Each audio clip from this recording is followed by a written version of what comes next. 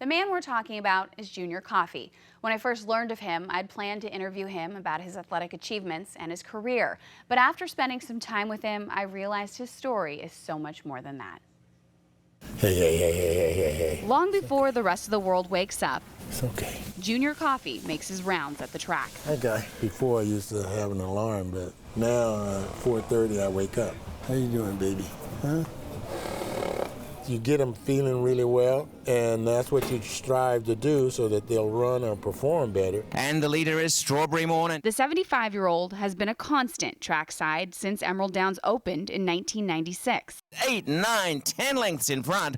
A huge win. And for 23 years before that at Long Acres Racetrack. I do this for the animals. I really do like to see them happy. You okay today? Sometimes the grooms, when they discipline them, I says, doesn't know what you're trying to say. Be nice to him and then let him see the difference. It's that extra tender touch that the racing community attributes the trainer's success to, ranking him 4th all-time in win percentage. I've had some good luck. It was at an early age that Junior learned luck was something to have on his side. Gee, I worked pretty hard when I was a kid in the field because that's how we survived. We had to get real lucky.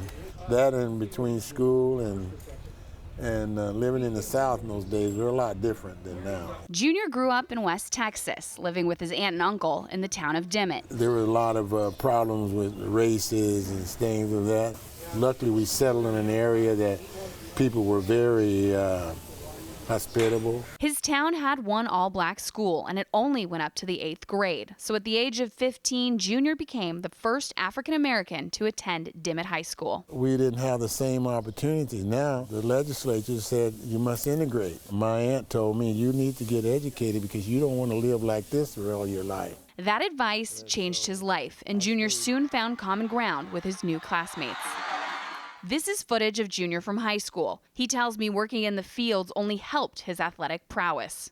In 1959, the running back led the Dimmitt High Bobcats to the 2A state playoffs, becoming an all-state selection. He's over. College football became an option, despite the fact that most programs at the time were still segregated.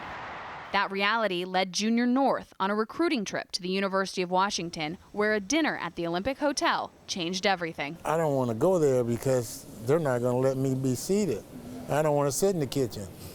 And the doctor that was showing me around, he says, you're our guest. He says, you got the maitre d' and they carried us back. I couldn't believe it, so I go back and I says, would you guys excuse me a minute? And I went and I called my mom, my aunt, Collect, and I said, Annie, we're going to Seattle. She going like, no way, that's too far. She says, you expect us to move way up there? I says, yeah, you won't believe we're free there. So,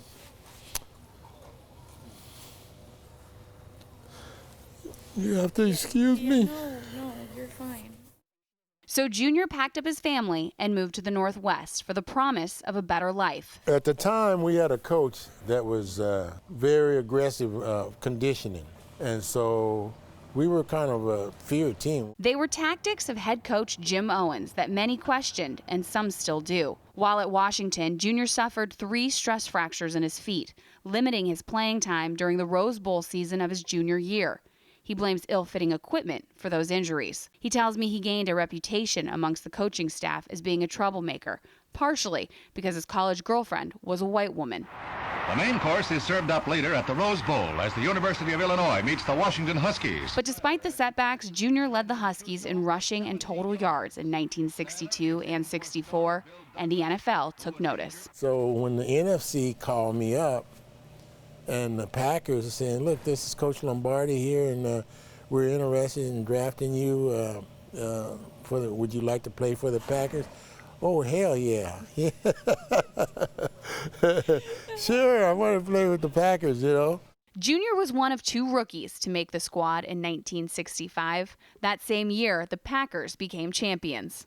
The kid from Dimmitt went on to play 6 more seasons in the NFL. But it was winning that championship for Coach Vince Lombardi that stands out. It gave Junior enough money to start pursuing another passion. I went to the sale and bought a horse called Toss the Dice because they said it's a crap shot. and he turned out to be a stakes place horse. He calmed down pretty good. When his professional football career ended due to injuries, Junior decided to pick up coaching, thoroughbred coaching, rejoining Longacres, a racetrack that had hired him as an usher in the summers while he was at the university. It's hard to get a horse to the races. I take my time, I go through every possible thing because I know what happened to me in football. So Junior continues to make his rounds, driven by the compassion he felt back in Texas so long ago. Sometimes I stand in the mirror and I had a tough beginning, but I'm pretty blessed, really. You know, I had some happy years. Including 52 years of marriage to his college sweetheart, Kathy. I think it was probably the best thing that ever happened to me, meeting people of different ideas about humans. People might have a different appearance to you, but we're all basically the same. And not a day goes by that Junior doesn't look ahead. Dreaming, just hoping. I want a nice horse again. And the only way you get them is lucky. Now, Junior tells me he is in no rush to call it quits. He'd like to stay in the racing business for several more years. His passion remains at Emerald Downs, and the fact that his wife Kathy works there, well, that's just an added bonus. I want to thank Junior for sharing his story with me and to all the folks at Emerald Downs for allowing me the privilege of bringing it to all of you.